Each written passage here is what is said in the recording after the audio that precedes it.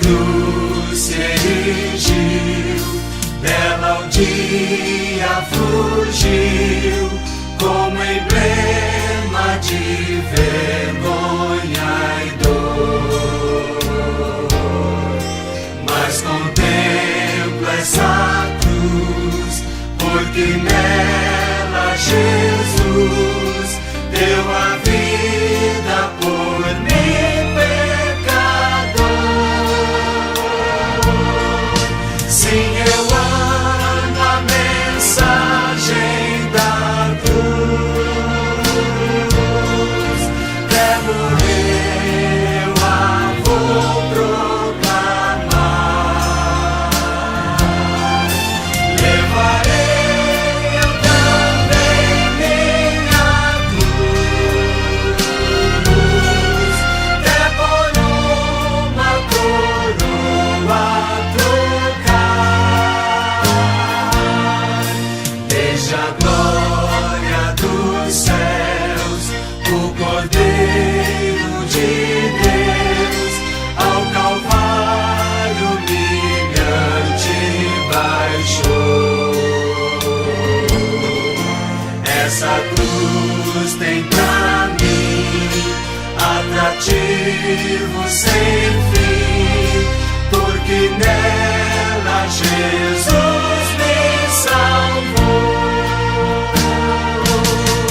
Sim, eu amo a mensagem da cruz. Até morrer eu a vou proclamar. Levarei eu também minha cruz, até por uma coroa trocar. Nessa cruz padeceu e por mim já morreu, meu Jesus, para dar-me perdão. E eu me alegro na cruz, dela vem graça e luz para minha santificação.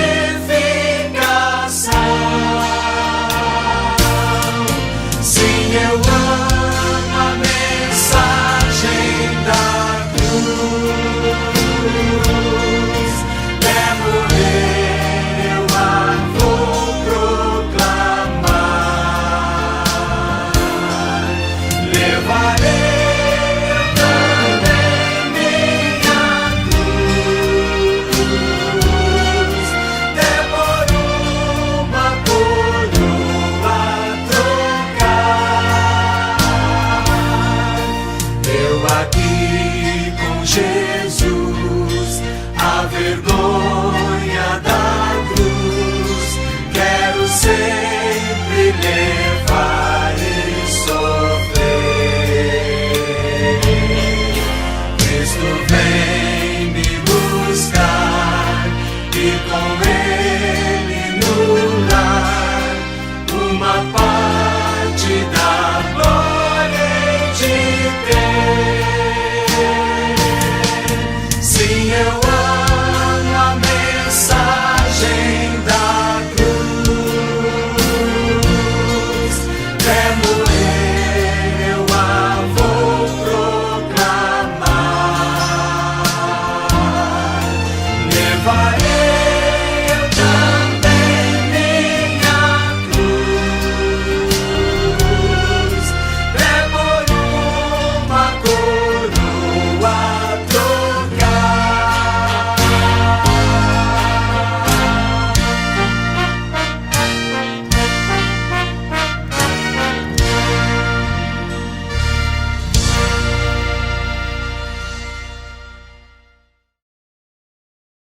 Então vamos começar, né? Vamos conversar. Amém. Pedir, ó, irmão Alexandre Pascoal para fazer uma oração para nós iniciarmos, por gentileza. Amém. Tá ouvindo direitinho? Amém. Oremos. Graça e paz a todos. Querido Pai, queremos te agradecer, Senhor, por mais um dia. Há tempo que rogamos a tua graça sobre o teu filho que vai trazer esse estudo bíblico. Que ele, ó Deus, sirva de edificação cristã para o nosso crescimento. E que o teu nome, Senhor, seja glorificado. Em nome de Jesus. Amém. Amém. Amém. Obrigado. A irmã Kalene, por gentileza, um hino. Amém. Vamos contar o hino 14, número louvor. Número 14 com o nome louvor. Vamos nós louvar a Deus, vamos ao Senhor de toda a luz, Santo, Santo. Cantem, louvem lá nos céus, nosso Deus e Rei Jesus. Exaltado seja Deus, Santo, Santo. Exaltado seja nosso Deus e Pai, exaltado, para sempre o exaltai. Cantem, louvem lá nos céus, nosso Deus e Rei Jesus. Exaltado seja Deus, Santo, Santo. Nosso Deus eterno Pai, Santo, Santo, deu-nos bênçãos por Jesus, vede, vede, ao Senhor glorificai, vós os salvos pela cruz, sim, conosco glória dai, vinde, vinde. Exaltado seja nosso Deus e Pai, exaltado, para sempre o exaltai. Cantem, louvem lá nos céus, nosso Deus e Rei Jesus. Exaltado seja Deus, Santo, Santo. Exaltemos nosso Deus, Santo, Santo. Exaltemos com fervor, hoje, tributemos todos nós, hinos santos de louvor, sim, louvor em alta voz, hoje. Exaltado seja nosso Deus e Pai, exaltado, para sempre o exaltai. Cantem, louvem lá nos céus, nosso Deus e Rei Jesus. Exaltado seja Deus, Santo, Santo. Amém. Amém. Amém. Vamos ter mais uma palavra de oração, logo depois, para voltar com o pastor Saul. Pai amado, nós te louvamos, te agradecemos, pois bem sabemos que só tu és merecedor de toda a honra e de toda a glória. Sede conosco, sede com o estudo desta noite, que nós possamos aprender mais e mais da tua palavra e colocar em prática em nossas vidas. É isso que nós te pedimos e já te agradecemos no nome santo do teu Filho amado, Jesus Cristo. Amém. Pastor Saul. Amém, queridos. Que a graça do Senhor Jesus esteja com todos, amados. Eu não vou me alongar, irmãos, na saudação, para que nós já possamos adentrar ao estudo, visto que o estudo de hoje ele é um pouquinho mais extenso do que os demais. Muito bem. Como é... Aliás, irmãos, espera aí, me perdoe aí, deixa eu botar a tela, viu? Que eu já ia me esquecendo aqui.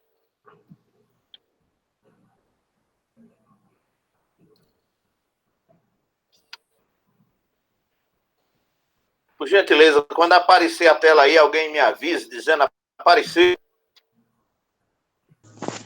Apareceu amarela. Oh, Beleza. Tá tudo em ordem. Muito bem. Pois bem, queridos. Então, nós vamos dar continuidade à nossa série de estudo. Nós estamos estudando o tema A Esperança dos Fiéis. Esse é o tema geral. E, especificamente, estamos ainda estudando o capítulo de número 2 do livro do Gênesis. Desta feita, vamos estudar a carta a Tiatira. Os irmãos observam nessa figurinha branca que eu estou seguindo a sequência. Né? Começa aí Éfeso, Esmirna, Bérgamo, Tiatira, que é o nosso estudo de hoje. Então, Tiatira é o tema que nós vamos estar estudando hoje, ou a igreja que nós vamos estar estudando. O texto bíblico que nós vamos ler está aí na tela, queridos. É um texto longo, não deu para colocar impresso aí, mas nós vamos ler. Quem quiser acompanhar, pode fazê-lo. Vamos ler Apocalipse, capítulo 2, versos de 18 até o verso de número 29. Vamos fazer essa leitura compassada para que a gente possa absorver os textos que vamos analisar durante o estudo de hoje. Ao anjo da igreja em Tiatira escreve: estas coisas diz o Filho de Deus, que tem os olhos como chama de fogo e os pés semelhante ao bronze polido.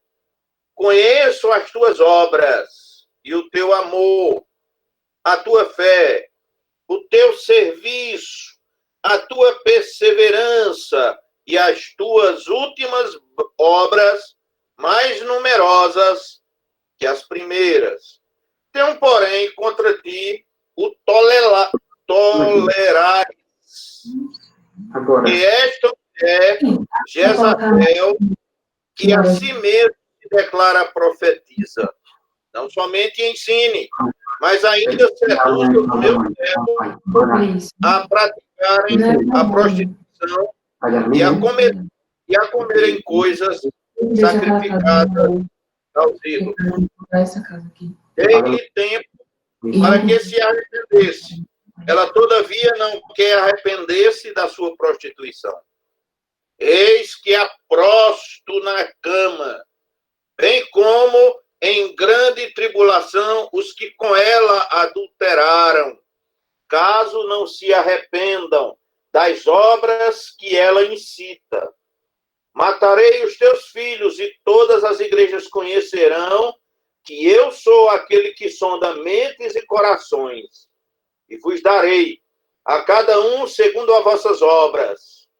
Digo, todavia, a vós outros, os demais, de Tiatira, e tantos quantos não têm essa doutrina, e que não conhecem, como eles dizem, as coisas profundas de Satanás. Outra carga não jogarei sobre vós, tão somente conservai o que tendes, até que eu venha. Ao vencedor que guardar até o fim as minhas obras, eu lhe darei autoridade sobre as nações, e com cetro de ferro as regerá e as reduzirá a pedaços, como se fossem objetos de barro. Assim como também eu recebi de meu Pai, dar-lhe-ei ainda a estrela da manhã. Quem tem ouvidos, ouça o que o Espírito diz às igrejas. Amados, vamos curvar nossas cabeças e vamos orar mais uma vez nesse instante. Nosso Deus e Pai, nós te louvamos, Senhor, mais uma vez, pedimos a tua bênção para nós nesse instante, que tu esteja nos abençoando, dando-nos compreensão da tua palavra. Em nome de Jesus é que te oramos. Amém. Queridos, eu vou ainda, irmãos, colocar um filmezinho aqui sobre a igreja de Tiatira. Ao anjo da igreja de Tiatira, escreva o seguinte: esta é a mensagem do Filho de Deus, que tem olhos que brilham como fogo e pés brilhantes como bronze. Eu sei o que vocês estão fazendo. Sei que têm amor, são fiéis, trabalham e aguentam o sofrimento com paciência. Eu sei que vocês estão fazendo mais agora do que no princípio. Porém, tenho contra vocês uma coisa. É que toleram Jezabel, aquela mulher que diz que é profetisa. Ela leva os teus servos para o mau caminho, ensinando-os a cometer imoralidade sexual e a comerem alimentos que foram oferecidos aos ídolos.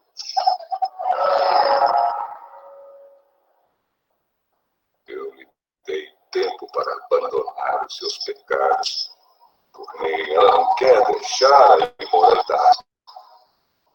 Portanto, eu a jogarei numa cama, onde ela e os que com ela cometem adultério sofrerão horrivelmente. Farei isso agora, a não ser que eles se arrependam das coisas más que fizeram junto com ela. Matarei os seguidores dela. Então todas as igrejas saberão que eu sou aquele que conhece os pensamentos e os desejos de todos. Eu pagarei a cada um de vocês de acordo com o que tiver feito. Porém, aí em Tiatira, o resto de vocês não seguiu esse mau ensinamento. Vocês não aprenderam o que alguns chamam de os segredos profundos de Satanás. Guardem bem aquilo que vocês têm. Aos que conseguirem a vitória e continuarem a fazer até o fim a minha vontade, eu darei a mesma autoridade que recebi do meu Pai. Autoridade sobre as nações para governá-las com uma vara de ferro e quebrá-las em pedaços como se fossem formas de barro. Eu lhes darei a estrela da manhã. Portanto, se vocês têm ouvidos para ouvir, então ouçam o que o Espírito de Deus diz às igrejas. Muito bem, irmãos. Nós vimos aí uma simulaçãozinha a respeito do texto lido, onde Cid Moreira faz a narração e nós temos ao mesmo tempo aí um videozinho que nos mostra uma pequena visão do texto, da vida ao texto. Muito bem. Como disse aos irmãos, a igreja de Tiatira é o que nós vamos estar estudando no dia de hoje. Na verdade, irmãos, pouco se conhece da igreja de Tiatira. Ela é mencionada apenas indiretamente em outro lugar no Novo Testamento, que é em Atos, no capítulo 16 e no verso de número 14. Portanto, temos essa menção à igreja de Tiatira e apenas o texto que está no livro de Apocalipse, que foi lido na noite de hoje. E de acordo com algumas autoridades antigas, uma igreja cristã foi estabelecida lá em Tiatira somente no final do primeiro século. David Hume, no livro Filadélfia, é que nos diz isto. A cidade moderna, Aksá, era localizada a aproximadamente 65 quilômetros entre Bérgamo e Sardes. Era conhecida por suas alianças comerciais, incluindo comerciantes de tecidos, linho e lã e púrpura também. Tínhamos padeiros, comerciantes de escravos, sapateiros e tintureiros. Nós tínhamos, por assim dizer, um centro comercial estabelecido em Tiatira. Lídia, a primeira cristã convertida pelo trabalho de Paulo na Europa, conforme relatado em Atos, no capítulo 16, nos versos 14 e 15, também ele repete isso no verso de número 40, Lídia era de Tiatira. Ela provavelmente aprendeu seu comércio de vender púrpura em sua própria cidade. Porém, Tiatira, a exemplo das outras cidades, também tinha vários cultos e era também uma cidade idólatra. O deus Apolo, que você vê aí na imagem, era o padroeiro das alianças e era também o guardião da cidade de Tiatira. Muito bem. Então, feita e dada essas explicações iniciais a respeito de Tiatira, nós vamos detalhar um pouco mais, porque é necessário que o façamos em função da sua religiosidade, que é necessário entendermos também.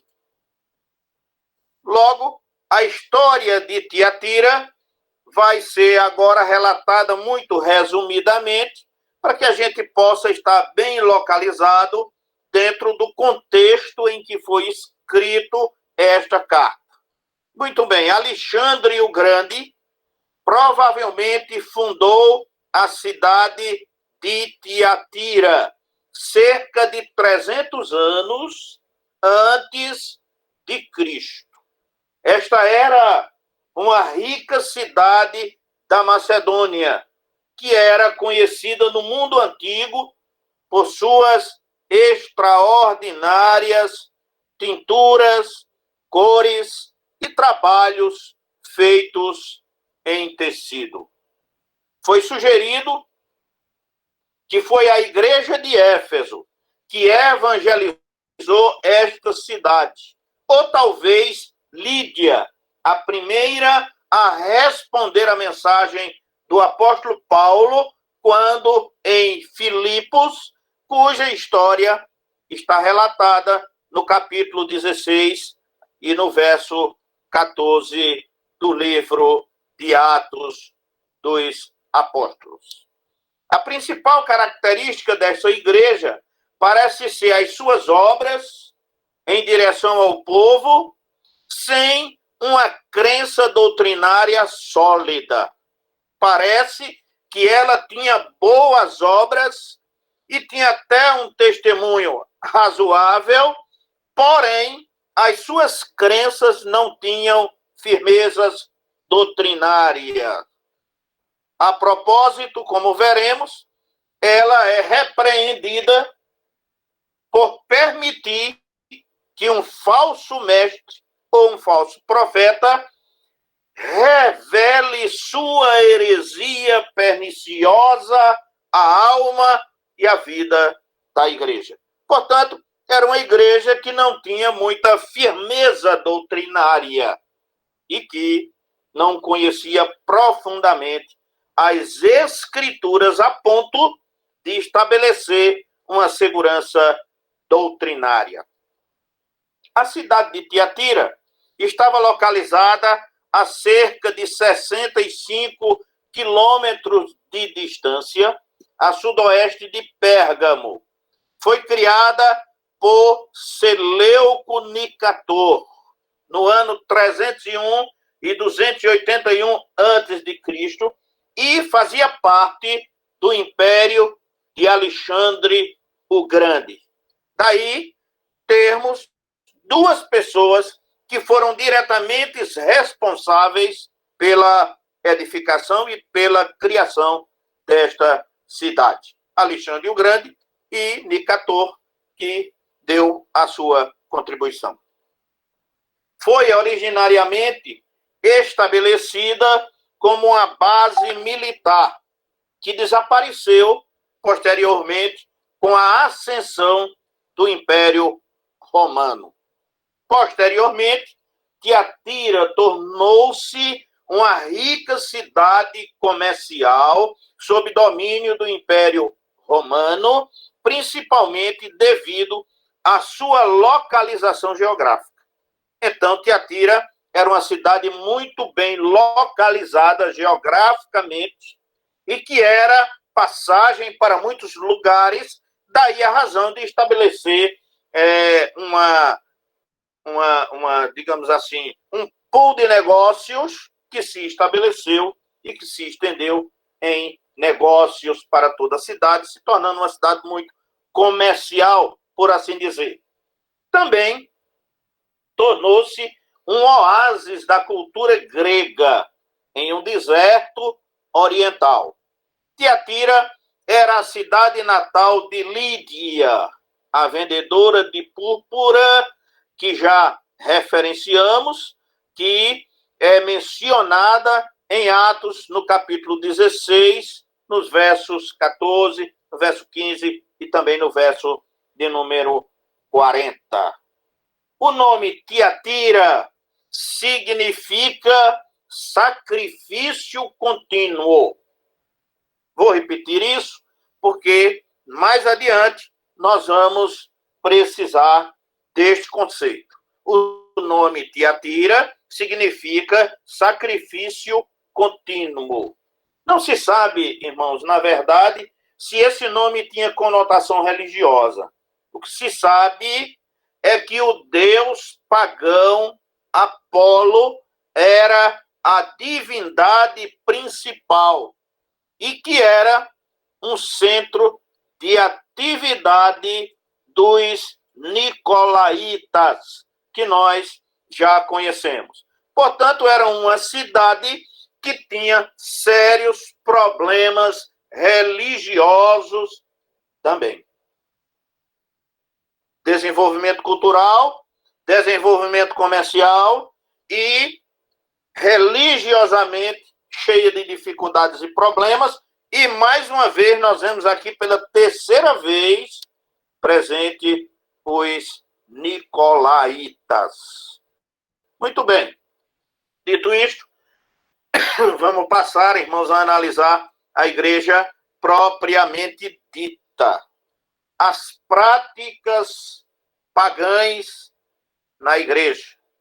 Esse período é o período também chamado de a Igreja da Idade das Trevas. Porque, como já vimos, também há um significado temporal para cada uma das igrejas. E essa igreja representa a igreja pagã, que começou no ano 606.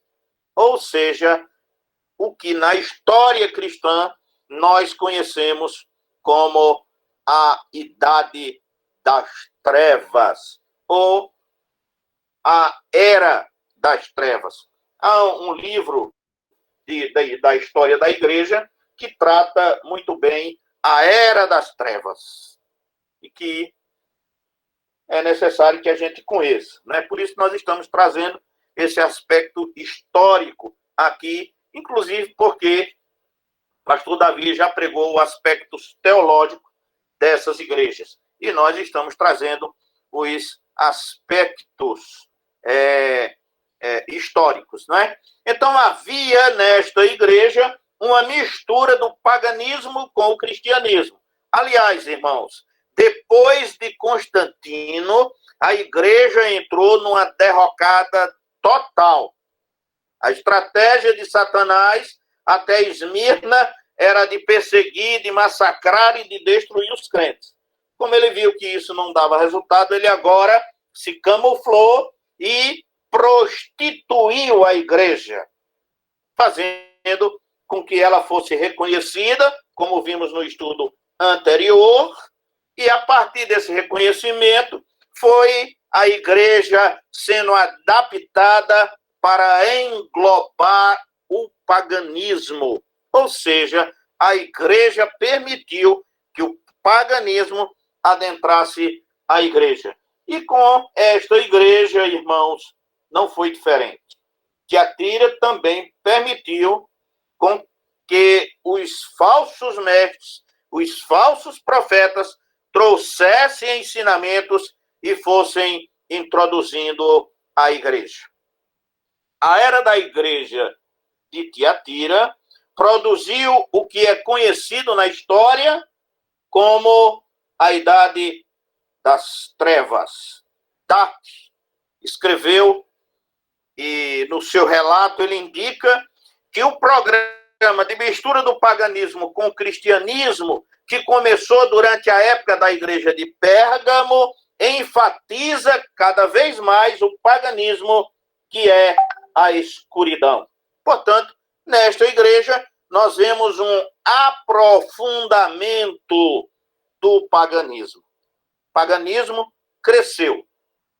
A luz que Jesus Cristo confidenciou em sua igreja foi extinta durante este tempo de obscurantismo e não voltou a ligar até os dias da reforma.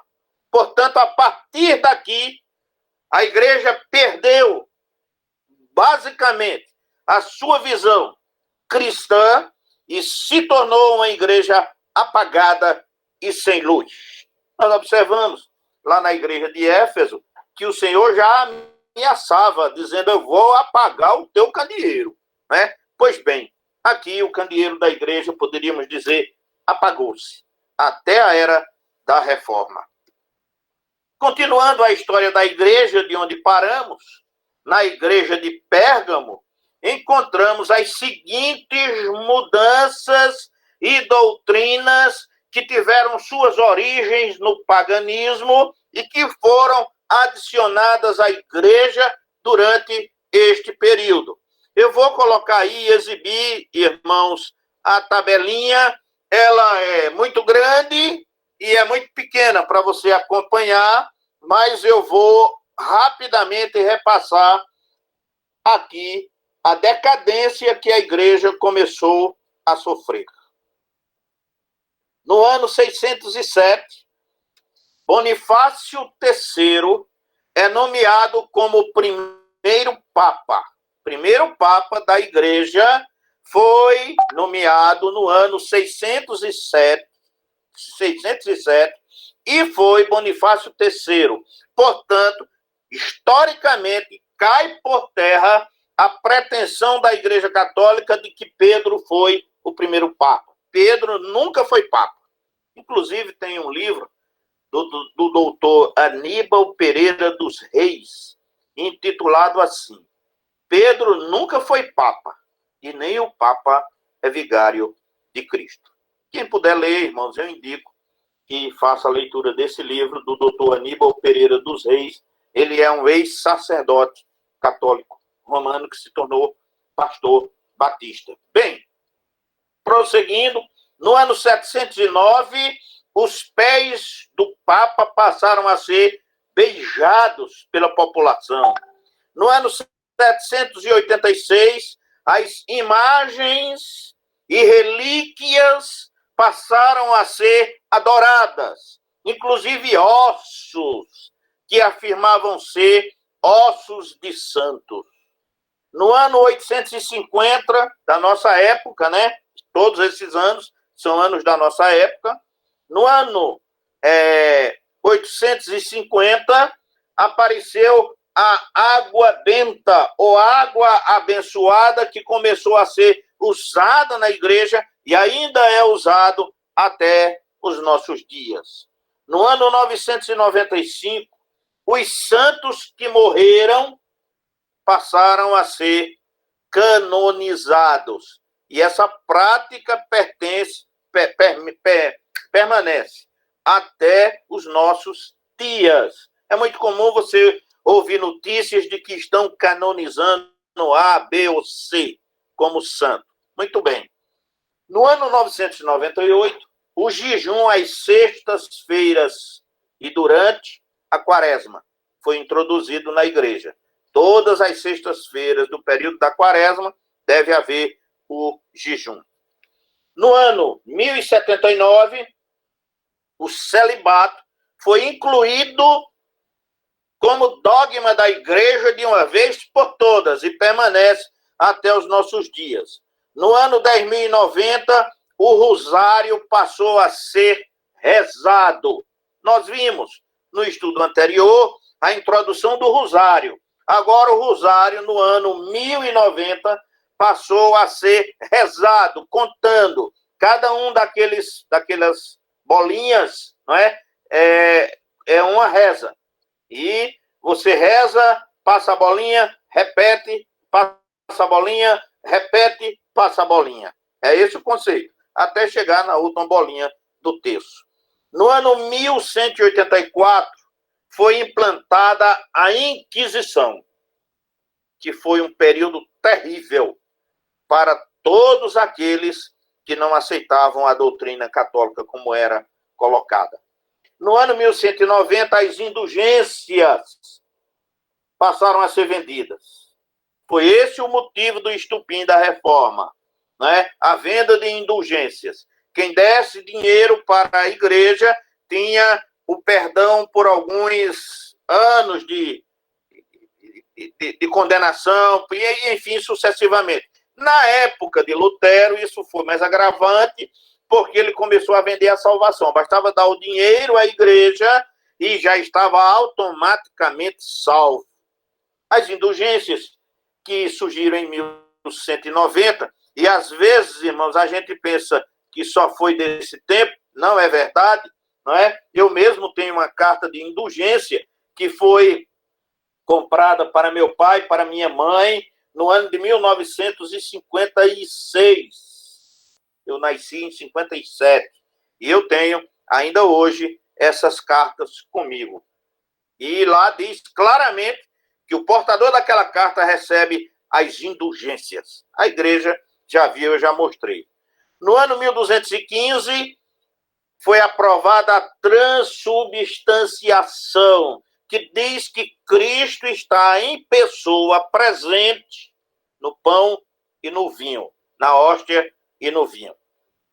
No ano 1229, os leigos foram proibidos de ler a Bíblia. No ano 1439, a doutrina do purgatório é criada e decretada. Então, todas as almas para a Igreja Católica vão para o purgatório. Ainda em 1439, a doutrina dos 7 sacramentos. Em 1508, a Ave Maria foi aprovada. Aquela reza, a da Ave Maria, né? No ano 1534, foi criada a Ordem dos Jesuítas. Em 1545, a tradição é considerada uma autoridade igual ou superior à Bíblia. Em 1546, os livros apócrifos. Em 1554, a concepção imaculada de Maria. Em 1870, a infalibilidade papal. O Papa é infalível e o que ele disser é lei. Desde 1870. Em 1950, para chegar mais próximo de nós, foi aprovada a Assunção de Maria. Maria não morreu, ela foi levada ao céu, assim como Jesus Cristo. Em 1965, Maria é proclamada mãe da igreja. Muito bem, passei aí rapidamente, irmãos, mas era necessário que mostrasse aos irmãos o que aconteceu com a igreja ao longo de todos estes anos, milênios até. A igreja continuou se distanciando cada vez mais de Deus. Sacrifício contínuo é a maior heresia de Roma. Vou repetir. Sacrifício contínuo é a maior heresia de Roma. Essa é a tradução do nome Tiatira. E a igreja afirma que o sacrifício de Cristo continua até os nossos dias. Cristo ainda continua sendo sacrificado. E nós também temos que fazer sacrifício. E mais, até a missa é chamada o sacrifício da missa. É como se nós fôssemos dizer, o sacrifício do culto. Como se fosse uma penalidade para nós fazermos e celebrarmos a adoração a Deus no nosso culto. Muito bem. O nome Tiatira, como já disse, vem de duas palavras que significam sacrifício e contínuo. É assim que a heresia central que resultou em outras falsas doutrinas é apresentada à igreja. Ou seja, a igreja de Roma nega a obra consumada de Cristo e acredita em um sacrifício contínuo que gera coisas como os sacramentos, por exemplo, né?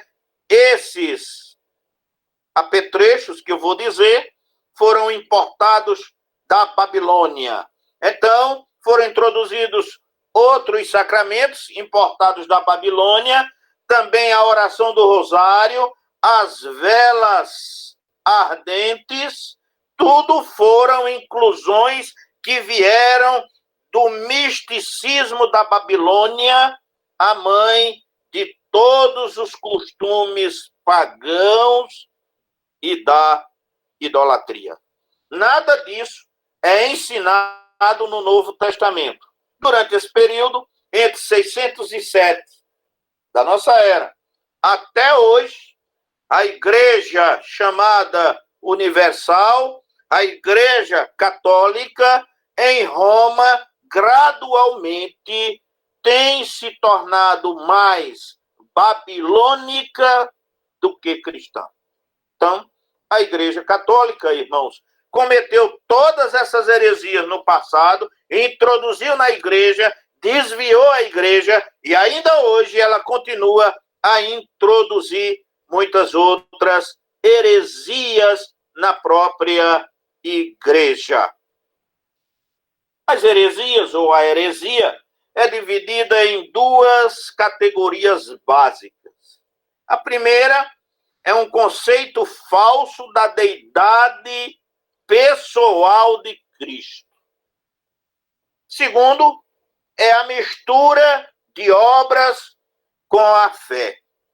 Sua ênfase no sacrifício contínuo e na rejeição do trabalho realizado pelo nosso Senhor gera um conceito que faz com que as pessoas tentem obter a sua própria salvação através de obras, de penitências, de indulgências e de muitas outras ideias satânicas concebidas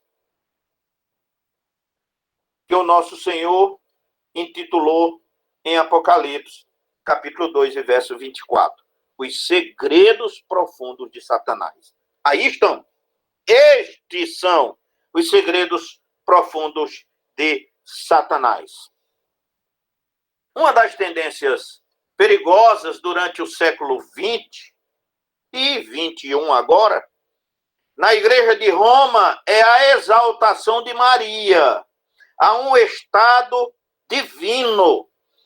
Notícias indicam que milhares de pessoas pediram ao Papa para declarar Maria um membro e cabeça da Trindade. Deixa de ser uma trindade para ser um quarteto, porque Maria é pretensão da Igreja Católica introduzi-la na divindade. Embora a ideia oficial é que isso não vai acontecer. O pronunciamento oficial da Igreja é que não vai acontecer isso. Mas, na prática, isso já está acontecendo.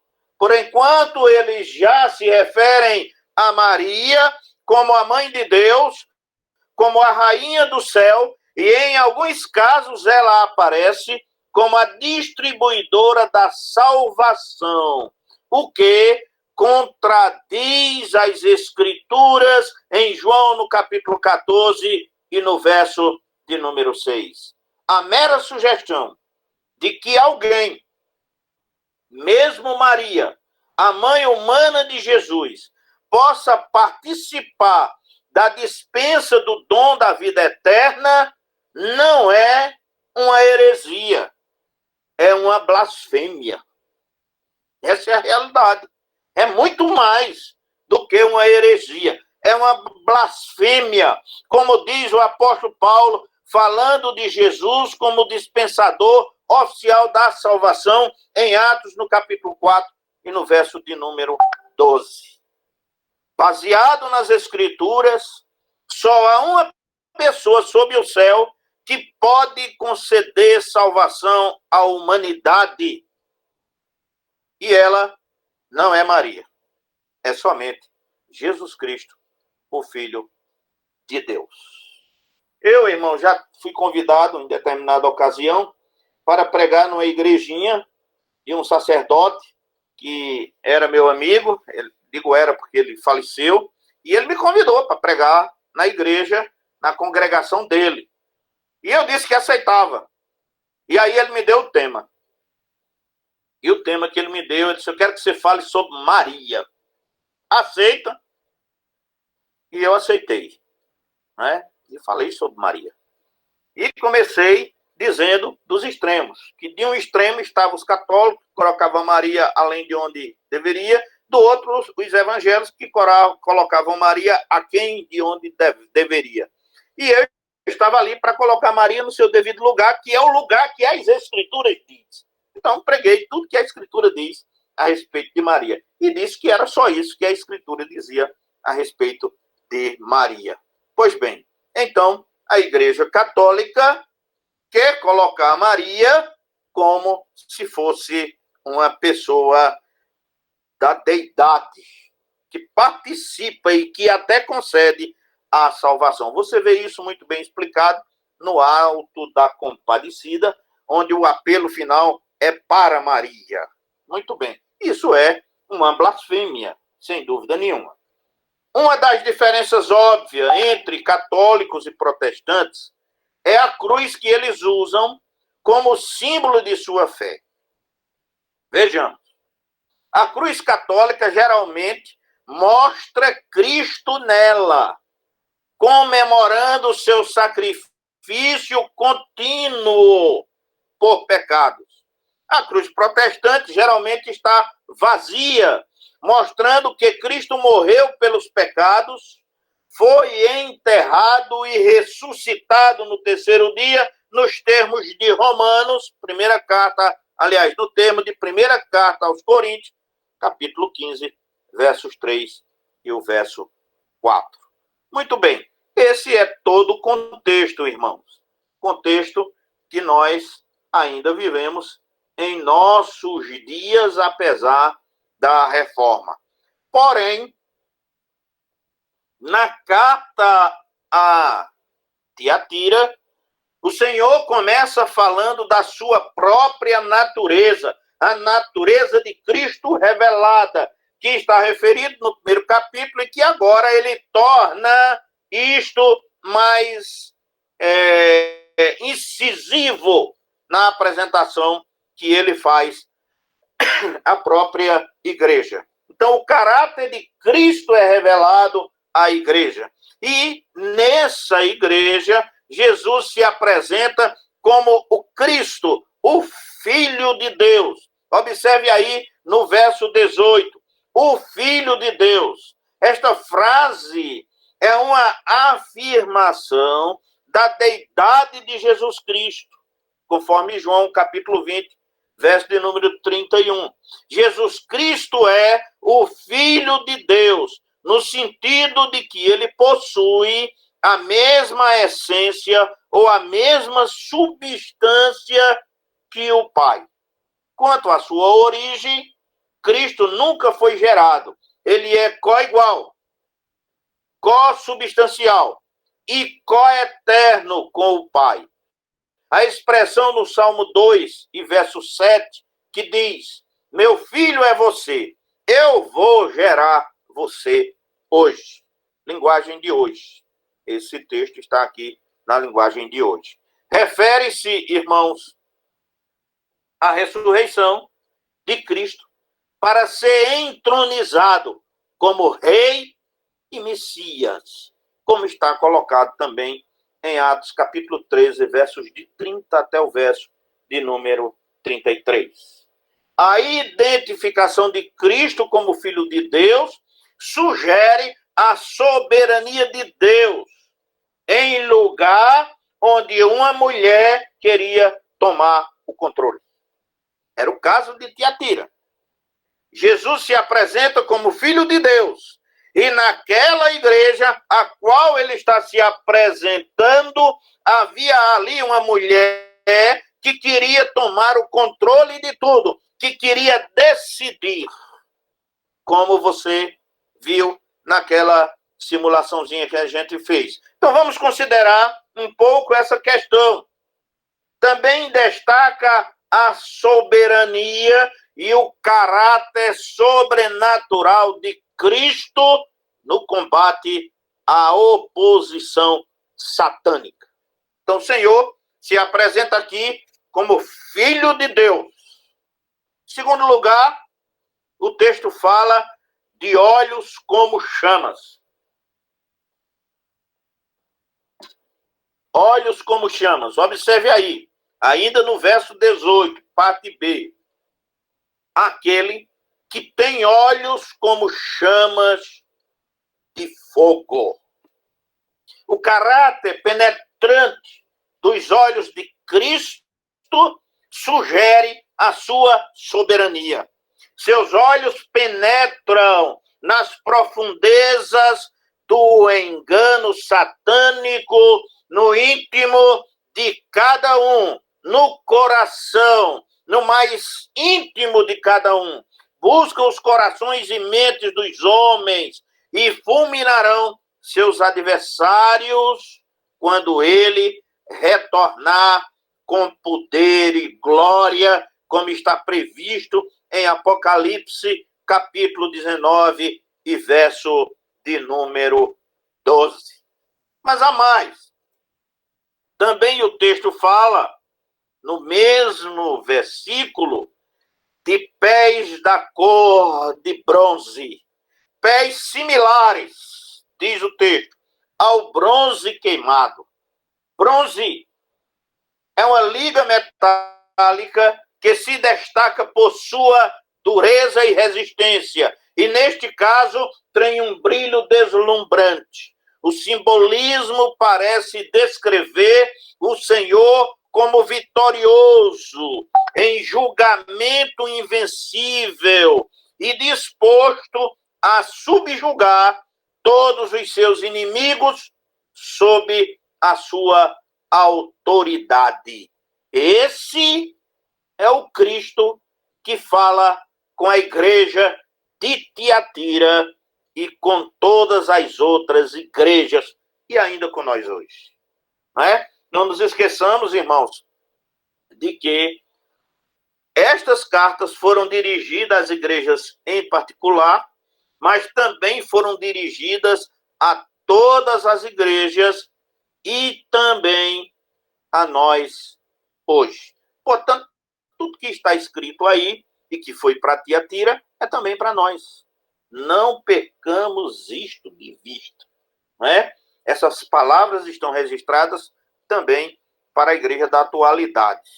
Bem, o Senhor reconhece as virtudes desta igreja. Portanto, poderíamos dizer que o Senhor louva a igreja.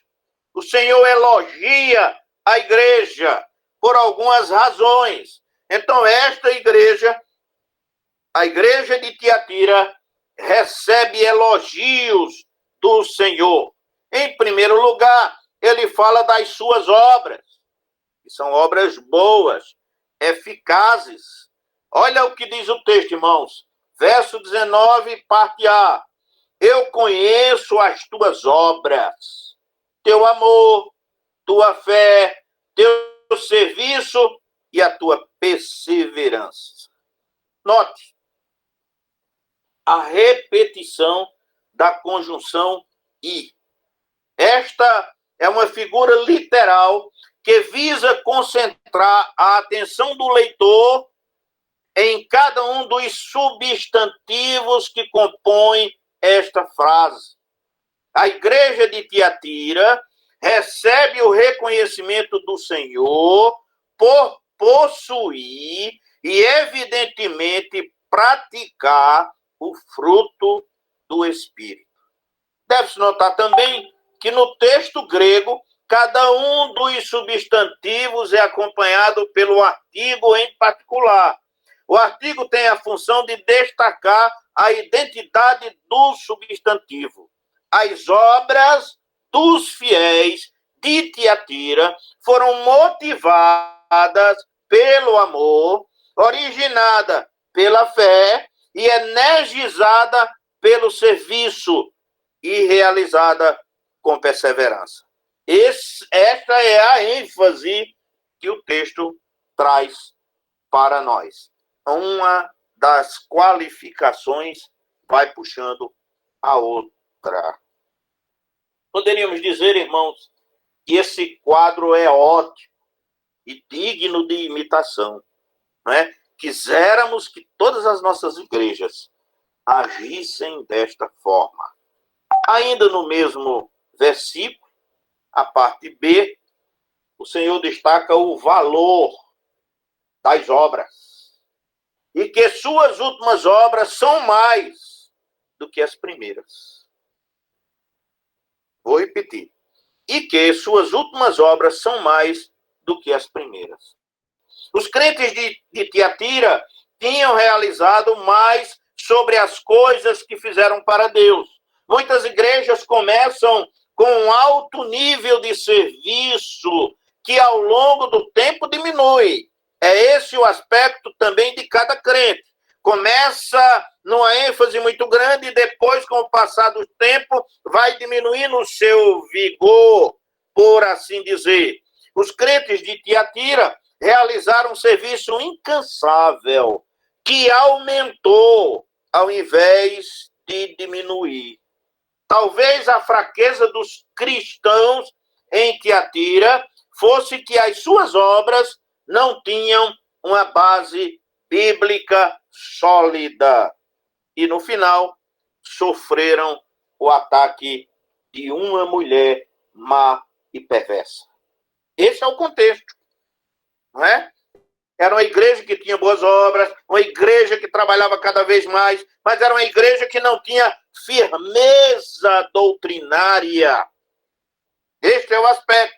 Daí, irmãos, a importância da doutrina. Nós temos 21 pessoas logadas. Devemos ter aí umas 28, 30 pessoas assistindo esse momento, o que já é um número maior do que os nossos cultos normais na igreja. Mas poderíamos ter muito mais gente aqui estudando a palavra de Deus para ter firmeza doutrinária. Ainda mais aqueles que ocupam liderança na igreja. Precisam ter firmeza doutrinária. E firmeza doutrinária nós só temos estudando a palavra do Senhor com muita ênfase. Muito bem. Mas finalmente chega a censura e a repreensão. O Senhor elogia a igreja, mas o Senhor também repreende a igreja. E ainda hoje é assim, irmãos. O Senhor elogia o trabalho que a igreja faz nos dias atuais, mas ele também censura, repreende e até disciplina quando preciso, para que a igreja aprenda o caminho que deve trilhar e o modo que deve se comportar. Então, para Tiatira, vem aqui uma repreensão que é muito grande e nós vamos ocupar um tempo razoável nesta análise. A censura e a repreensão vem com um nome. E o nome é Jezabel. É um nome conhecido, que nós já conhecemos ele lá do Antigo Testamento, embora aqui, evidentemente, não trata-se da mesma pessoa, não é? Mas nós já conhecemos a história de uma Jezabel, e aqui tem um comparativo com uma nova Jezabel que aparece aqui na igreja de Tiatira.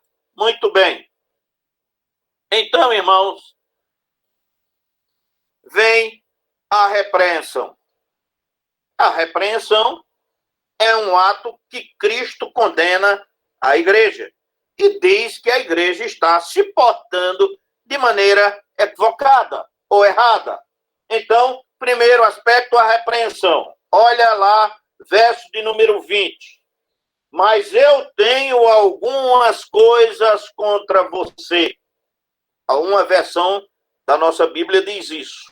Entretanto, o texto grego omite a expressão algumas coisas e só diz, mas eu tenho contra ti. A minha versão que eu li para os irmãos diz assim, mas eu tenho contra ti. O louvor do versículo 19 é ofuscado aqui pela censura do versículo 20.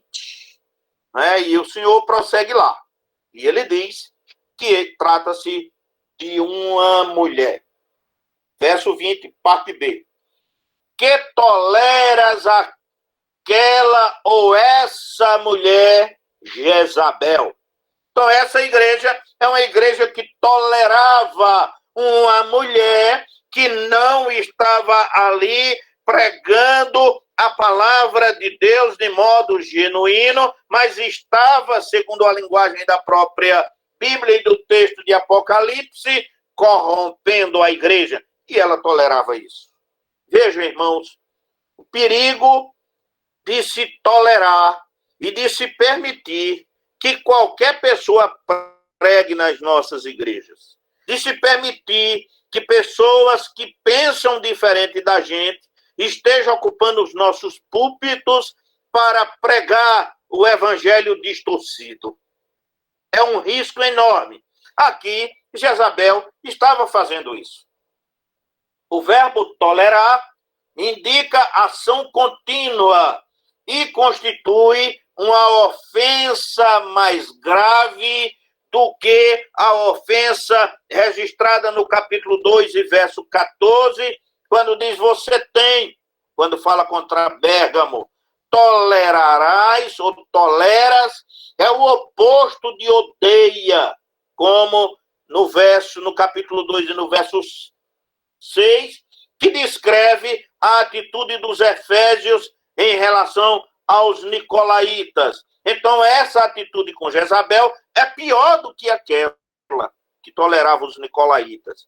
A identidade de Jezabel não é fácil de determinar.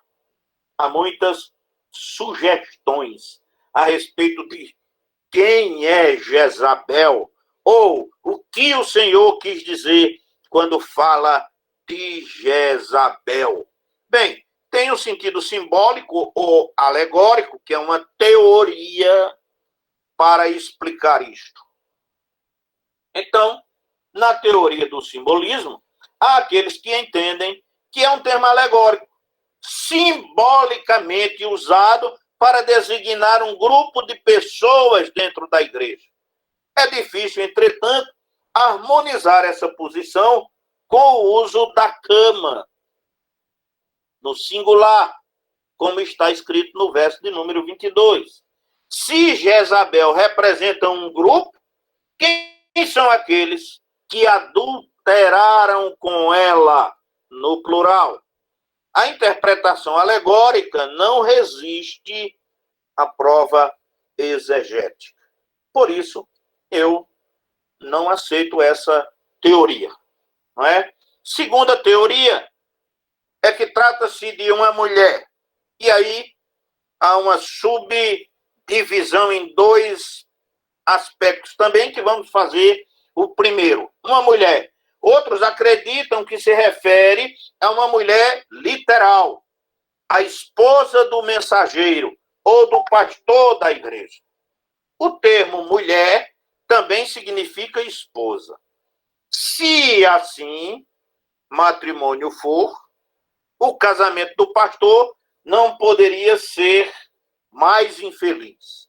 Embora seja verdade que mulher significa esposa e pode ser traduzido como esposa, a interpretação normal e natural do texto não parece lhe dar esse significado. Também não acredito que seja essa a interpretação mais apropriada. E uma terceira, que eu deixei aqui como Jezabel mesmo, né? É que há outros grupos que pensam que Jezabel era uma mulher real, literal, mas não a esposa do mensageiro ou do pastor da igreja. essa mulher tinha influência e notoriedade na igreja, a ponto de ser capaz de dirigir o caminho errado para uma seção considerável da igreja. Então, essa teoria diz que era uma mulher influente na igreja e que todo mundo acreditava nela. Se seu nome verdadeiro é Jezabel ou não, é algo de importância secundária. Talvez o uso de codinome Jezabel seja porque se deseja lembrar da vida e influência que Jezabel, da época do profeta Elias, a esposa do rei Acabe, tinha na nação de Israel. Enfim, nós vamos continuar analisando um pouco a respeito desta mulher ainda, para considerar alguns outros aspectos a seu respeito. O fato é que esta mulher exercia liderança na igreja. Observe, verso 20, parte C. Que a si mesmo se declara profetiza, para profetizar, ensinar e seduzir os meus servos. Então, na minha percepção, trata-se de uma pessoa real que exercia uma atividade na igreja, que tinha influência e que enganava muito. Os pecados de Jezabel estão registrados aqui. O Senhor registra qual era o seu pecado. Primeiro, ela se intitulava profetisa. Profecias autoproclamadas, ou seja, alguém que recebe mensagem diretamente de Deus para comunicá-la à Assembleia. Jezabel se gabava de possuir uma nova mensagem divina. O comando do Senhor para a igreja era manter o que ela já tinha, conforme capítulo 2, verso 25. A alegação de Jezabel era absolutamente falsa, provavelmente o produto de engano satânico. Isso é diferente do que acontece hoje na igreja, irmãos? Acho que não. Quantas vezes você escuta na igreja pessoas que estão ouvindo profetas aí em tais e tais e tais e tais e tais lugares? Não existe mais revelação nos termos dos profetas do Antigo Testamento. Toda a revelação de Deus está na Bíblia, irmão. Então eu não tenho que ir atrás de revelação de A, de B ou de C, porque a revelação foi entregue a mim completa. Se eu reconhecer isso, estou reconhecendo que a Bíblia não é suficiente para mim. Isto é o que Jezabel fazia. E está assim de Jezabéis hoje aí, viu, irmãos? Homens também fazendo esse papel. Entregando profetadas, como eu chamo. Não é? Porque não é profecia. É profetada. Infelizmente, nós precisamos ter cuidado com esse tipo de coisa. E as nossas igrejas, muitas vezes, pessoas me procuram para dizer que receberam profecias. Ah, pastor, teve uma pessoa lá em casa me deu a profecia. Eu digo logo, irmão, muito cuidado com profecia, porque está me parecendo profetada. Né? Tem alguns irmãos que ficam até chateados com o modo, como você às vezes diz, e eu tenho tido cuidado para não dizer assim, de modo que prejudique a compreensão do irmão. Mas é necessário que a gente esclareça. Não é? Tudo que nós precisamos, irmãos, está aqui revelado na Bíblia Sagrada. Muito bem. Jezabel, além de ser profeta, era mestre. A igreja permitia que Jezabel profetizasse e ensinasse a igreja. A segunda falha grave de Jezabel foi fingir ser mestre na congregação, na igreja, incluindo aqueles que ensinou os servos do Senhor. Ensinar particulariza liderança. O papel de liderança de Jezabel no ensino, um papel eclesiástico nos tempos apostólicos, reservado aos homens, conforme o ensino de Paulo na primeira carta a Timóteo, no capítulo 2 e no verso 12.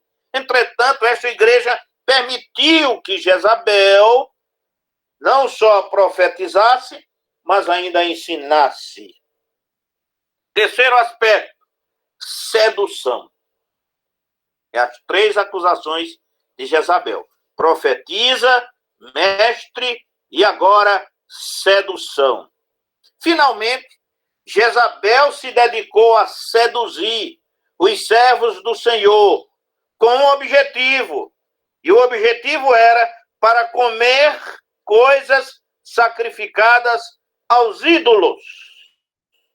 A expressão meus servos significa escravos de livre e espontânea vontade. Então Jezabel estava seduzindo os servos de Deus.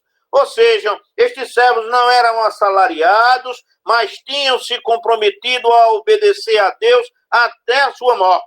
O plano de Jezabel era fazer com que os servos de Deus se desviassem em 2 aspectos. O primeiro aspecto, adulterando, cometendo adultério, tanto espiritualmente quanto fisicamente.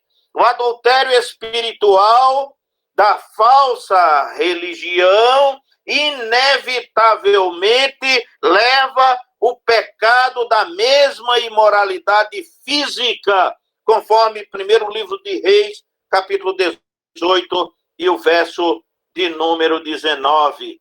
E o segundo aspecto, ou a segunda forma, era comungando com a idolatria. Comungando com a idolatria. Comer coisas sacrificadas a ídolos.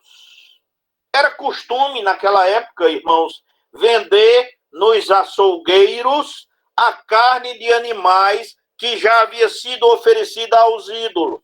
Paulo registra isso na primeira carta aos Coríntios, no capítulo 8, nos versos de 1 a 15. Embora Paulo afirme que um ídolo não é nada no mundo e que só existe um Deus, também na primeira carta aos Coríntios, capítulo 8, verso 4, ele também afirma que o que os gentios sacrificam, os demônios sacrificam. 1 Coríntios, capítulo 10, verso 20. Portanto, não há dúvida de que a instigação de Jezabel resultou em servo de Deus comendo coisas sacrificadas a ídolos, apostando e envolvendo-se e envolvidos em práticas satânicas. Mas o nosso Deus é misericordioso, irmãos. E temos um tempo de arrependimento. E ele diz isso aqui no verso 21. E eu dei-lhe tempo para se arrepender, mas ela não quer se arrepender de sua fornicação. Vou repetir. Verso 21. E eu dei-lhe tempo para se arrepender, mas ela não quer se arrepender de sua fornicação. A expressão eu dei a ela sugere a extensão da maravilhosa graça de Deus. Hora dela se arrepender. O arrependimento é direcionado a Jezabel. O Senhor não está falando aqui do arrependimento da igreja, mas diz Jezabel especificamente. Jezabel, no entanto, é incorrigível. O texto deixa isso claro. Ela se recusa a mudar o seu curso. O texto diz assim: você não quer se arrepender. Ou seja, você não quer mudar a maneira como você pensa e como você age. O tempo atual do verbo não quer sugere que Jezabel não mostrou disposição para o arrependimento, o que é indispensável para a nossa reconciliação. Mateus 23, 37, João 5, 39, 40. E, portanto, teria Jezabel que enfrentar as consequências. E as consequências também estão ditas aqui, irmão. Versos 22 e 23, ele diz assim: eis que aprosto na cama e em grande tribulação para aqueles que adulteraram com ela. Estas frases declaram a execução da ameaça do Senhor a Jezabel e a seus aliados. O tempo presente do verbo euprosto poderia ter um papel do futuro, ou seja, eu vou prostá-la. Note que é o próprio Senhor que executa o julgamento contra Jezabel. O termo cama sugere a cama de um homem doente, não a cama de adultério. Jezabel e seus cúmplices seriam jogados na cama de angústia e aflição, ao invés de permitir que descansassem em um sofá do pecado. Mas aqui se refere à prostração, angústia e aflição como consequência do pecado. Provavelmente, a ideia é que Deus a entregaria para ser destruída por sua própria loucura, conforme Romanos 1, 24 e 26.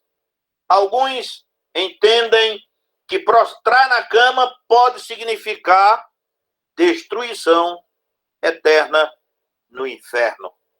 Pois Jezabel não era, com toda a probabilidade, um crente genuíno. Ela era um crente falso. O julgamento severo anunciado inclui ser lançado em grande tribulação. A ausência do artigo dado destaca a natureza ou essência do significado do termo grande tribulação. É como se o Senhor dissesse: vou jogá-la em tal situação cuja característica é a de grande tribulação, a de grande sofrimento. Deve-se notar que a punição recai sobre 3 grupos. Primeiro, a Jezabel, como cérebro principal da situação, como aquela que comanda a revolta contra Deus. Segundo, o adúltero, o incauto que cometeu adultério com ela. E terceiro, a sua descendência, a prole de Jezabel.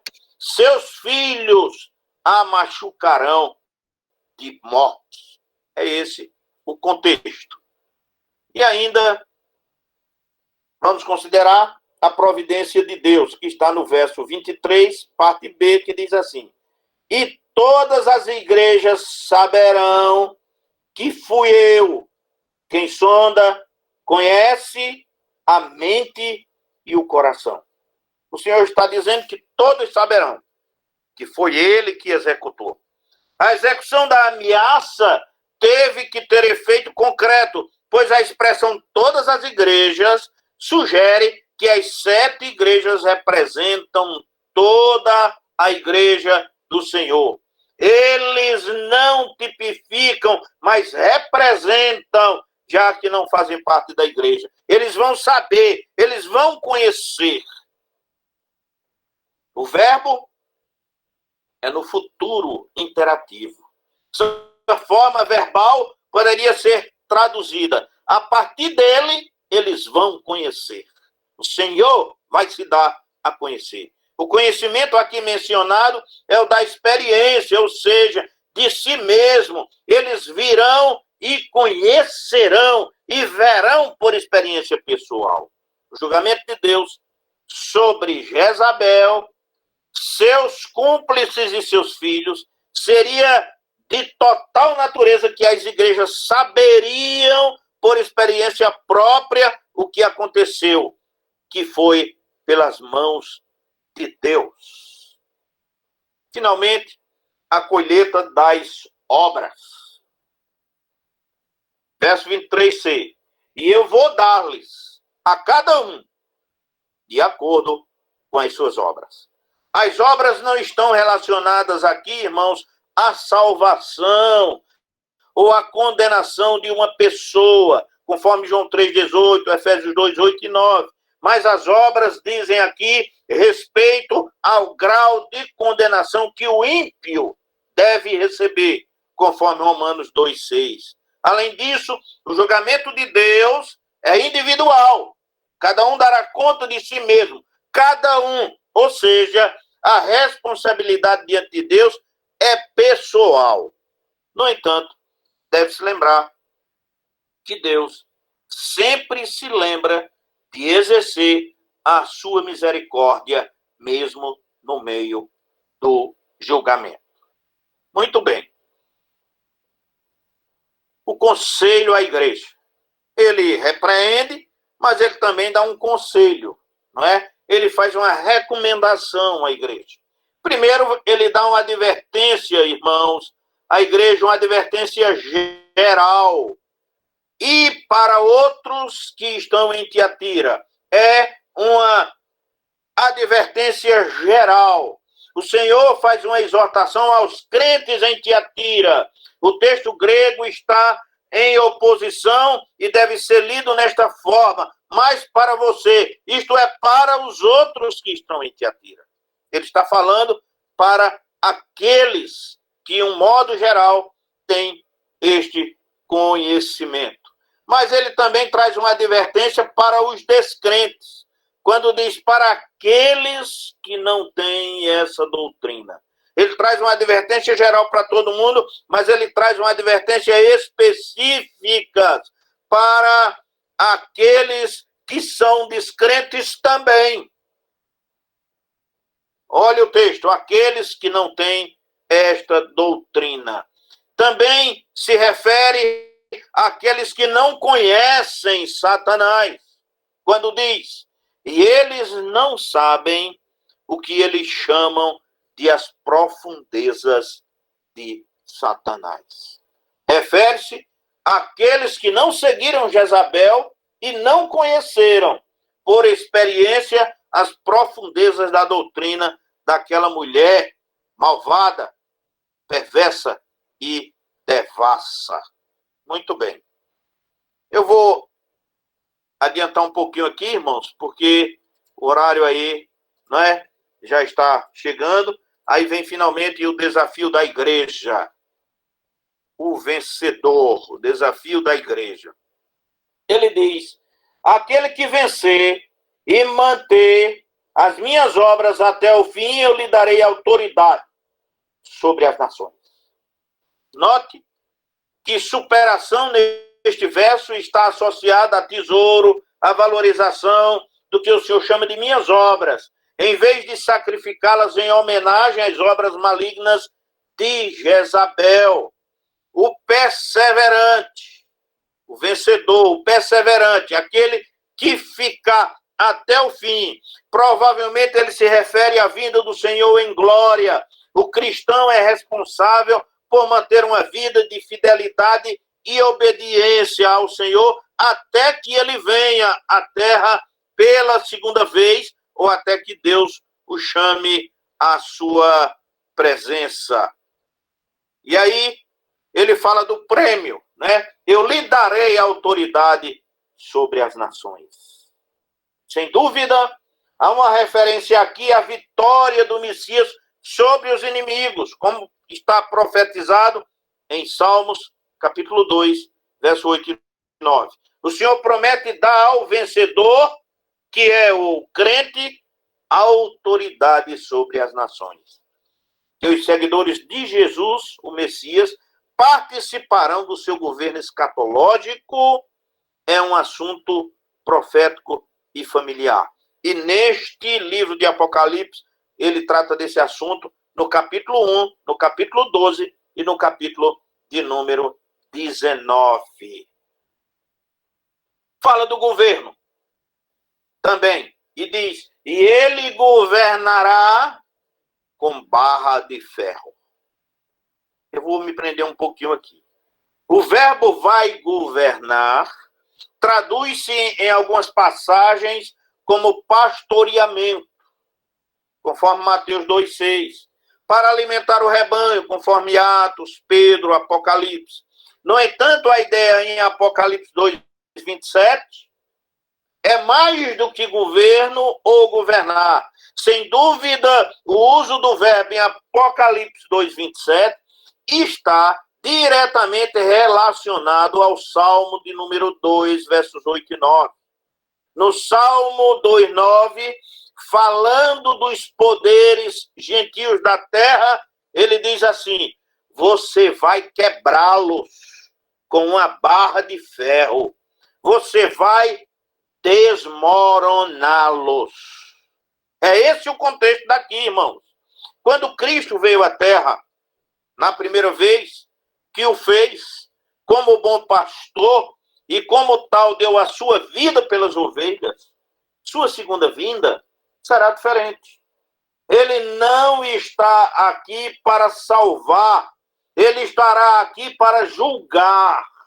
Não empunha a vara de pastor, mas a vara do juízo. As nações rebeldes, conforme diz Apocalipse 2:27, serão quebradas como um navio de oleiro, pela vara da qual ele vem como Rei dos Reis e Senhor dos Senhores. Esse é o contexto que está aqui inserido.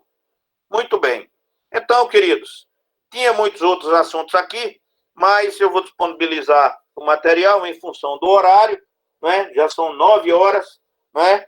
Mas ainda iríamos considerar a expressão a estrela da manhã, brilhante e tudo mais, né? Nós vamos encerrar apenas lendo Daniel, capítulo 12, verso 3, que tem uma projeção semelhante e diz assim: os conhecedores brilharão como o brilho do firmamento, e aquele que ensina a justiça à multidão como as estrelas para a eternidade perpétua. Muito bem, queridos. Então, que nós possamos aprender com essa igreja, que nós possamos ouvir e estar atentos ao alerta que o Senhor trouxe para nós. Que Ele nos abençoe, queridos, nesta noite. Em nome de Jesus. Amém. A palavra está com o irmão Beguinha. Amém. Tem algum recado, pastor? Apenas lembrar do culto domingo, né? Celebração da ceia na escola dominical e também no culto à noite, né? Nos dois cultos, teremos celebração da ceia. Pastor Davi vai estar pregando pela manhã e eu vou pregar no culto da noite. Apenas este aviso. Lagoa Seca também, mesma coisa, né? Teremos o culto de manhã e o culto às 18 horas, no mesmo horário, né? Beleza? Então, só esses os avisos, os demais faremos no domingo. Amém.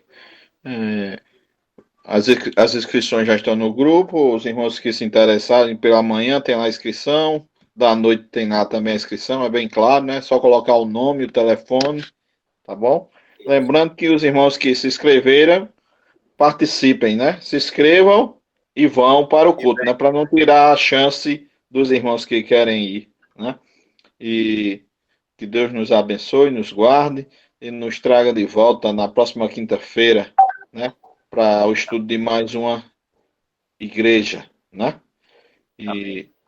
Vamos orar para encerrar. Logo depois da oração está finalizando o nosso culto em comunhão aqui com os irmãos, né? O culto não acaba, o culto continua, né? Mas em comunhão acaba. Peço ao irmão Adeilton para fazer a oração final. Logo depois da oração estamos despedidos. Senhor nosso Deus, nosso Pai, nós te louvamos, ó Deus, te agradecemos pelo estudo nessa noite. Ao mesmo tempo também pedimos para que o Senhor nos faça viver tudo que aprendemos, ó Deus. Hoje nós estudamos acerca de que a tua palavra nos convida a andarmos em fidelidade com o Senhor, aprendendo mais e mais a tua palavra e a colocando em prática, Deus. Isso nos ajude, Deus, a sermos fiéis ao Senhor. Derrama sobre nós a tua graça, Deus, para que isso aconteça em nossas vidas. Apresento a minha vida, a vida dos meus irmãos, todos os que estão aqui, Deus. E aqueles também que não participaram nessa noite, ó Pai. E estejam também sendo agraciados pelo Senhor, para que venham colocar a doutrina sadia em prática a cada dia, Senhor Deus. Seja conosco, nos abençoe nessa noite, nos guarde, em nome de Jesus. Amém, Senhor. Amém. Amém. Deus abençoe, queridos. Amém. Até mais. Até mais. Deus abençoe a todos. Até domingo de manhã para quem vai domingo de manhã. Até domingo à noite para quem vai domingo à noite. E participemos para a glória de Deus. Acho que aí.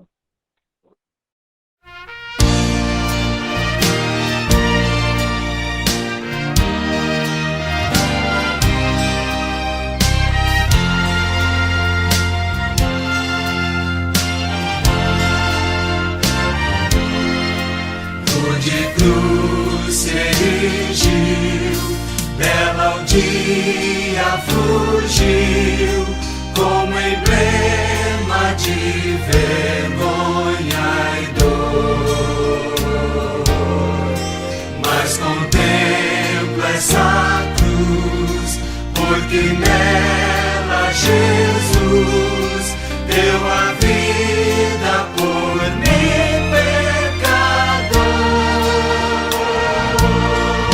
Sim, eu amo a mensagem da cruz. Até morrer eu a vou proclamar. Levarei eu também minha cruz, até por uma coroa desde a glória dos céus, o Cordeiro de Deus, ao Calvário humilhante baixou. Essa cruz tem pra mim atrativo sem fim, porque nela Jesus me salvou. Sim, eu amo a mensagem da cruz. Até morrer eu a vou proclamar. Levarei eu também minha cruz, até por uma coroa trocar. Nessa cruz padeceu e por mim já morreu, meu Jesus para